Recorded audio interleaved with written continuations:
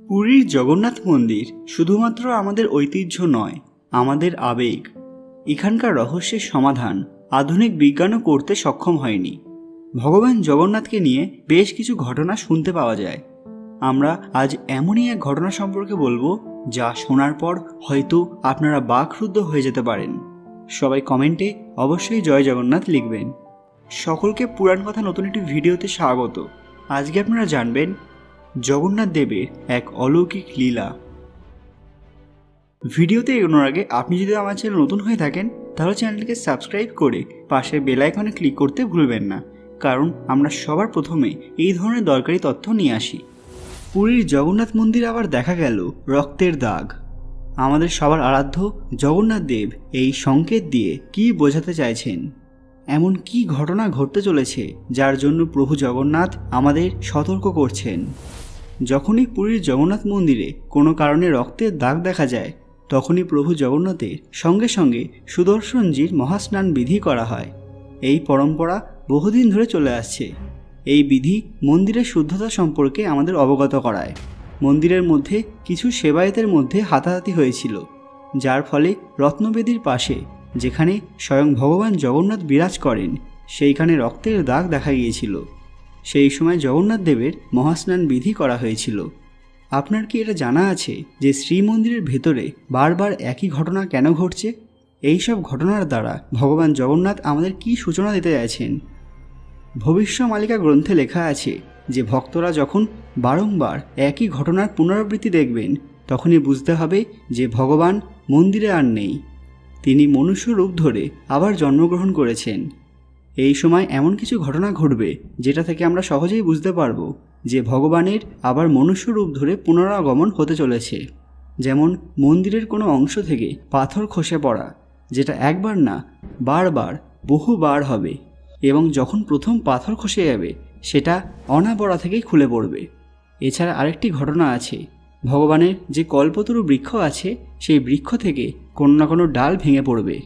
2019 সালে যখন ফণী ঝড় এসেছিল সেই সময় এই বৃক্ষের একটি বড় ডাল ভেঙে পড়ে। এই ঘটনা ভগবানের একটি সংকেত বলেই মনে করা হয় যে ভগবান তার ভক্তদের আবারও সতর্ক করছেন যাতে তারা যথাসম্ভব সংযত হয়, না হলে ভবিষ্যতে তারা আরও ভয়ঙ্কর কিছুর সম্মুখীন হবেন। নাস্তিক ব্যক্তিরা এইসব ঘটনা কখনোই বুঝতে পারবেন না এবং এইসব সতর্কবাণী মেনে চলবেন না, যার ফলে ভবিষ্যতে তারা আরও ভয়ানক কিছুর মুখোমুখি হবেন এবং মৃত্যু মুখে পতিত হবেন। ভগবানের এইসব সংকেত দেখা সত্ত্বেও যারা মেনে নিতে চাইবেন না এবং ঠাট্টা পরিহাস করবেন, তারাও ভয়ঙ্কর ভবিষ্যতের সম্মুখীন হবেন। জগন্নাথ মন্দিরের মাথার ওপর প্রচুর পরিমাণে চিল, শকুন এবং বাজ জাতীয় পাখির আনাগোনা হবে, যেগুলোকে আমরা অশুভ শক্তি মনে করি। এইসব পাখিরা এসে বারংবার নীলাচক্রের ওপরে বসবে, যেটা থেকে এই সংকেত পাওয়া যায় যে খুব শীঘ্রই পৃথিবীতে শ্মশান রূপ পরিস্থিতি সৃষ্টি হতে চলেছে। আরও একটা সংকেত আছে যেটা থেকে বোঝা যাবে পৃথিবীর অবস্থা ক্রমশ কঠিন পরিস্থিতির সম্মুখীন হবে। আকাশের রং খুব বেশি পরিমাণে লালচে হয়ে যাবে। কিছুদিন আগেই উড়িষ্যার পুরীর আকাশের রং খুবই লালচে হতে দেখা গিয়েছিল। নিউজ চ্যানেলগুলি এই ঘটনার সাক্ষী। এই ঘটনা সম্পর্কেও ভবিষ্যমালিকা গ্রন্থে লেখা ছিল। আরেকটি ঘটনা হবে যে নীলাচক্র বক্র হয়ে যাবে। এই ঘটনাটি ঘটে গেছে 2019 সালে, যখন ফণী ঝড় হয়েছিল। তখন নীলাচক্রটির কিছু অংশ বেঁকে গিয়েছিল। অদূর ভবিষ্যতে এরকম আরও কিছু ঘটনা বহুবার ঘটবে, কারণ এইসব ঘটনার মাধ্যমে ভগবান তার ভক্তদের এবং পৃথিবীর লোকেদের সতর্ক করে দিচ্ছেন। কিন্তু আমাদের মতো সাধারণ মানুষ ভগবানের এই সতর্ক বার্তাগুলি বুঝতে না পারার জন্য এইসব ঘটনা নিয়ে বিভিন্ন রকম কথা বলে থাকি। বাস্তবে ভক্তি কাকে বলে তা আমরা অনেকেই জানি না। কথিত আছে একসময় পুরীর গজপতি ছিলেন মহারাজা প্রতাপ রুদ্রদেব, যিনি ভগবান জগন্নাথের এক পরম ভক্ত ছিলেন। একদিন রাজামশাই বাগানে ঘুরে বেড়াচ্ছিলেন। তখন তার নজর একটি কাঁঠালের ওপর পড়ে। তখন তিনি সেই ফল ভগবানের উদ্দেশ্যে নিবেদন করতে চান। ভগবান জগন্নাথের এক পরম ভক্ত ছিলেন বলরাম দাস। একদিন ভগবান তাকে বললেন যে রাজার বাগানে একটি কাঁঠাল ফল আছে, সেটা আমার উদ্দেশ্যে নিবেদন করা হবে, চলো আমরা সেখানেই যাই। কিন্তু বলরাম দাস সেখানে যেতে চাইলেন না। তিনি ভাবলেন এটা ঠিক হবে না। কিন্তু ভগবানের কথা রাখতে তার সাথেই রাত্রিবেলা রাজার বাগানে যেতেই হলো। বাগানে গিয়ে তারা সেই কাঁঠাল দেখতে পেলেন, কিন্তু কিভাবে সেটা পারা যাবে?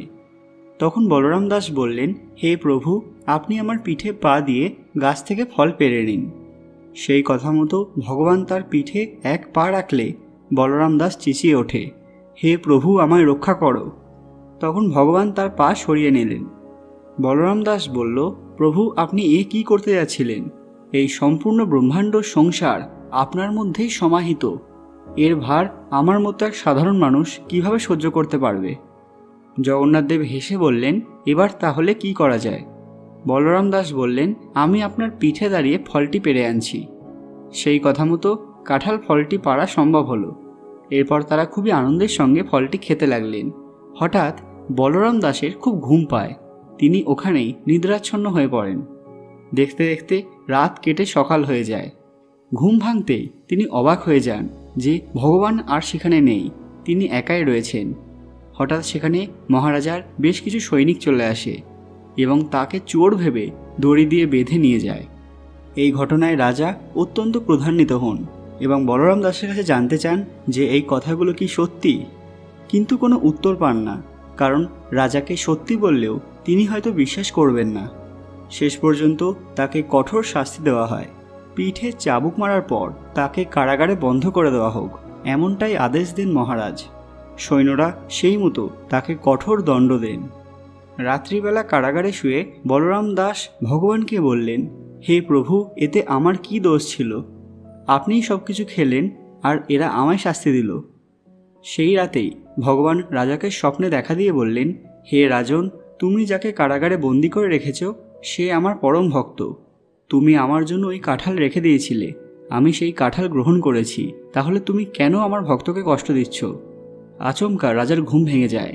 তিনি কারাগারে এসে বলরাম দাসের সঙ্গে দেখা করে ক্ষমা প্রার্থনা করেন। রাজা তাকে সম্মানের সহিত বাড়িতে দিয়ে আসেন। বলরাম দাসের মনে একটা প্রশ্ন আসে যে যখন ফল খাওয়ার সময় হলো তখন দুজনে ভাগ করে খেলাম, আর শাস্তি পাওয়ার সময় আমি একা কেন? তখনই ঘটে যায় এক এমন ঘটনা যা দেখে শুধু ওই ভক্ত নয়, সব মানুষ চমকে ওঠে। ভগবান জগন্নাথের বিগ্রহতে চাবুকের চিহ্ন দেখতে পাওয়া যায়। মানুষকে চাবুক দিয়ে মারলে যেরকম রক্তের দাগ হয়ে যায়, ঠিক সেই রকম চিহ্ন। বলরাম দাসের চোখে জল এলো। সত্যি, ভগবানের থেকে বড় কেউ হয় না। তিনি তার ভক্তের জন্য এত কষ্ট সহ্য করেন। প্রভু, আপনি ধন্য। বন্ধুরা, ইনি হলেন শ্রী বলরাম দাস, ভগবান জগন্নাথের পরম ভক্ত, যিনি চৈতন্য মহাপ্রভুর সঙ্গেও দেখা করেছিলেন। পরবর্তী সময়ে তিনি রাজা প্রতাপরুদ্রের রাজসভাতেও স্থান পেয়েছিলেন। আপনারা যদি এই মহান ব্যক্তি সম্পর্কে আরও জানতে চান, সেটা আমাদের কমেন্টে জানান। আর আজকের কাহিনীটি যদি ভালো লেগে থাকে তাহলে ভিডিওটিকে লাইক করবেন এবং তার থেকেও বেশি শেয়ার করবেন। আর অবশ্যই কমেন্ট বক্সে জয় জগন্নাথ লিখতে ভুলবেন না। আরও এরকম অজানা কাহিনী সম্পর্কে জানতে পুরাণ কথা অফিসিয়াল চ্যানেলটি মনে করে সাবস্ক্রাইব করে রাখুন। খুব তাড়াতাড়ি ফিরে আসবো নতুন একটি দরকারি ভিডিও নিয়ে। ততক্ষণ আপনারা এই ভিডিওগুলি দেখতে পারেন। ধন্যবাদ।